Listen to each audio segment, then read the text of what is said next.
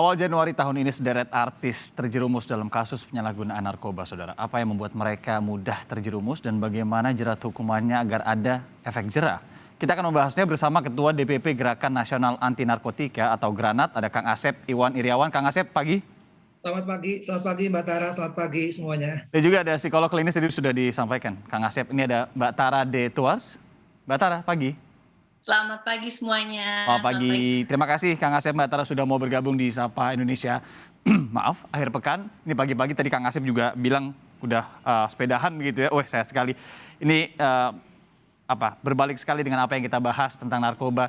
Saya ke Kang Asep dulu. Kang Asep, ini kalau sebenarnya sudah sering juga ya kita membahas mengenai jerat narkoba ini ke public figure, tidak hanya artis sebenarnya, kalau Kang Asep sering bilangnya begitu. Karena banyak public figure lain di beberapa posisi lain juga yang terjerumus dalam kasus narkoba. Bisa dibilang penyalahgunaan, ada yang dibilang pecandu, ada beberapa klasifikasinya. Kenapa selebritas ini cenderung Kang Asep lagi dan lagi nih? Ya, yang pertama memang nanti saya kira Mbak Tara yang lebih memahami ya. Tapi yang jelas kalau penelitian kami ini adalah gaya hidup, kemudian doping, kemudian juga ikut dan sebagainya ya. Tapi yang menarik adalah dari sisi hukum. Ini yang perlu dipahami, publik suka sama istilahnya selalu ada korban ya, ada bandar, ada pemakai. Nah, sebenarnya di undang narkotika dikenal ada pecandu, dia ketergantungan ya, nah, terus menerus ya, kalau dia berbahaya secara psikis. Nah. Kedua ada penyalahguna. Ketiga ada korban, keempat ada bandar. Nah, ini harus dipilah-pilah. Nah, sekarang yang dikembangkan oleh sekarang di pembentukan opini publik soal ada korban, ada bandar. Padahal beda. Penyalahguna itu tanpa hak melawan hukum, ya. Dia untuk dirinya sendiri yang sekarang banyak digunakan oleh oknum selebritis. Nah, ini dikembangkan secara sistematis, secara struktur ya melalui opini-opini publik sehingga mereka harus direhabilitasi.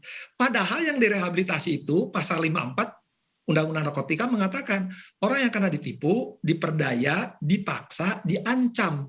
Nah, itulah mereka adalah korban penyalahguna.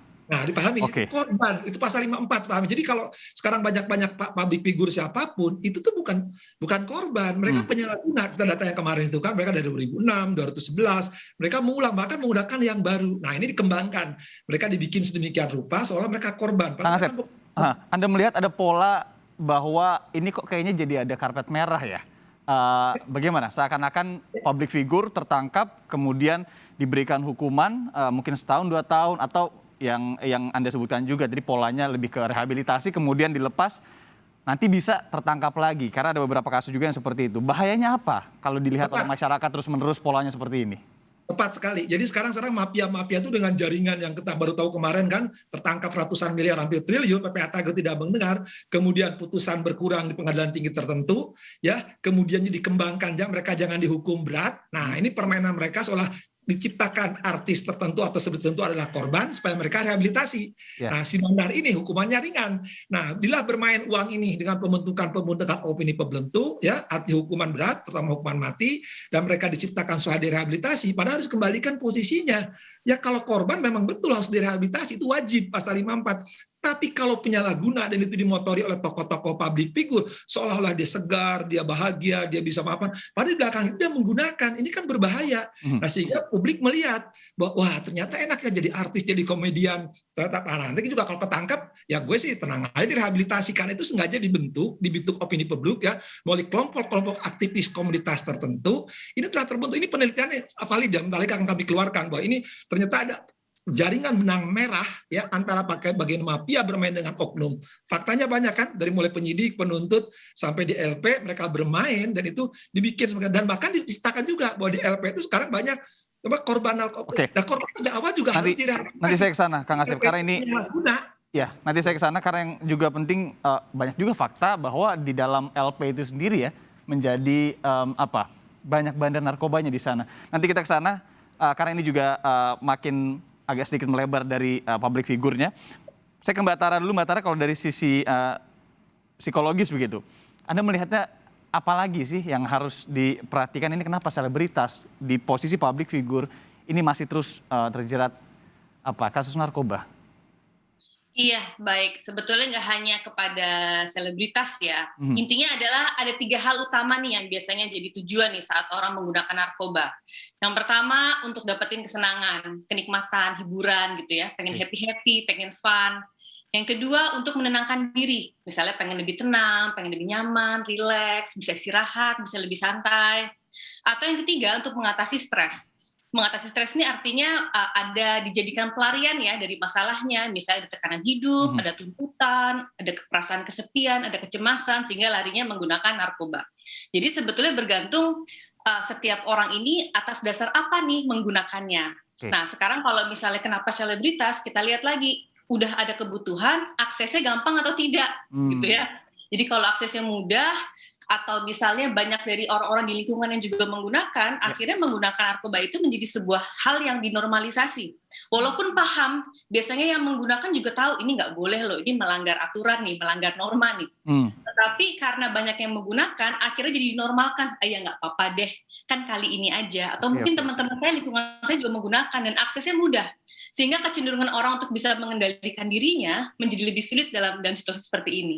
Begitu. Oke, ada 3 hal tadi, tapi yang saya garis bawahi sendiri ini menjadi problem juga ya, problem besar kalau memang, secara fakta ini bisa terungkap bahwa dinormalisasi seakan-akan, lingkungan saya pakai, kemudian aksesnya gampang, apalagi mungkin selebritas ini juga memiliki pendapatan yang, di atas rata-rata juga. Kang Asep, bagaimana pendapat Anda kalau ada memang sebuah lingkungan ini yang menormalisasi seakan-akan karena memang akses dan juga, banyak hal lainnya? Ya, stres tadi jadi normal, tapi melanggar norma. Betul, saya setuju dengan Mbak Tara. Dinormalisasi, tapi udah melanggar norma gitu. Nah, Mmm. karena lingkungannya, kehidupannya didukung oleh tadi ya, karena stres tadi yang kata Mbak Tara, dia didukung oleh lingkungannya bisa selesai dengan dinormalkan dengan mencoba barang-barang terbaru itu. Jadi mereka sesuatu yang biasa gitu. Nah, ketika biasa, baru luar biasa kalau mereka justru direhabilitasi gitu kan. Nah, seharusnya ketika mereka itu bukan normal itu bukan karena dia harus menyelesaikan masalah dalam dirinya karena stres, karena lingkungan hidup. Mhm. Kan harusnya dia tahu bahwa itu melanggar norma dan harusnya dia tahu. Dari yang kata Batara, saya setuju sekali kata Batara. Mereka tahu itu melanggar norma. Cuma karena mereka beranggapan tenang, paling gua kena tadi rehabilitasi, ya karena Iya. normalisasi itu yang jadi kebiasaan yang sekarang dikembangkan. Padahal sekali lagi ya, ini perlu diwaspadai. Ada penyelundupan hukum ya yang seolah-olah mereka korban, padahal mereka bukan korban tadi. Saya senang sekali kata Mbak Tara tadi. Ini normalisasi melanggar norma dibiasakan, akhirnya jadikan korban, padahal bukan korban, mereka adalah penyalahguna. Bukan Mmm. karena pecandu. Dan mereka coba perhatikan ya yang terakhir awal tahun ini aja paling gampang. Mereka itu mencobanya itu ya dari awal lama dan mereka mencoba hal yang baru, jenis-jenis baru, bukan yang lama. Kalau yang lama pemakainya semacam ganja-ganja gitulah, yaitu yang pemakai pemula-pemula. Tapi yang sudah lama ini justru yang tadi normalisasi tadi ya, itu mereka mencoba hal-hal yang baru. Coba yang terbaru itu kan, mereka menggunakan yang baru. Bahkan kalau lihat sampai membeli 1,7 M loh, gila nggak? Oke, oke. Mbak Tara, kalau, mungkin ini sudah banyak edukasinya juga di luar sana, mungkin bisa juga dilihat di website, BNN dan lain-lainnya. Tapi kalau secara psikologis, saya mau balik ke dasar, sedikit dasar. Seberbahaya apa sih narkoba ini kepada psikologis kita, bagi orang normal begitu? Karena memang misalkan, banyak hal yang menyebabkan kita memakai itu ya. Tadi kata Mbak Tara mungkin ada untuk mencari kesenangan atau ketenangan atau lari dari stres. Tapi setelah itu kan bisa ingin terus menggunakan itu. Ya, ya, betul. Sebenarnya untuk secara psikologis orang makan narkoba ini bahayanya akan seperti apa? Ya, sebetulnya bahaya yang paling besar ya, ujung-ujungnya akan mengalami adiksi kan ya. Adiksi itu terjadi kalau itu dilakukan berulang kali, sehingga akhirnya menimbulkan ketergantungan. Mhm. Nah, kalau udah sampai tahap tergantung, maka orang yang menggunakan kan tadi tahu ya bahwa ini bukan sesuatu yang baik. Tapi nanti akan sampai di titik di mana secara fisik, jadi tubuhnya dan secara mentalnya itu membutuhkan. Jadi Oke. udah ada dorongan untuk terus-menerus harus dipenuhi. Walaupun otak rasionalnya tahu ini nggak boleh, tapi nggak bisa, tubuhnya dan mentalnya itu terus menginginkan. Akhirnya jadi terjebak dan stuck di siklus yang tidak baik.